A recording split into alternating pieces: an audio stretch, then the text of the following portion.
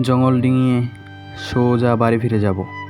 প্রিয়তমা, শহরের কুচিকচিকা আর ভালো লাগছে না। জঙ্গল ডিঙিয়ে সোজা বাড়ি ফিরে যাব। সকালের পায়ে হেঁটে হেঁটে শনিবার বিকেলে, রবিবার রাতের ডানায়ও বসে যেতে পারি। নক্ষত্রের অবিকল সেটায়ের মুখে রেখে দিয়ে রবিবারে গিয়ে নামতে পারি নৌকোর দেশে। তথাপি ধুলাবালি লাগতে পারে গায়ে।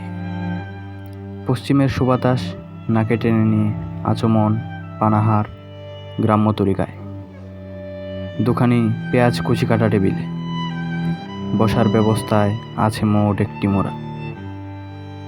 অগোছালো চাতুয়া অবশেষে তুলি। অবশ্য সূর্যের আলো লাগতে পারে গায়ে। অসহ্যের শহর আর ভালো লাগছে না। জঙ্গল ডিঙিয়ে সোজা বাড়ি ফিরে যাব।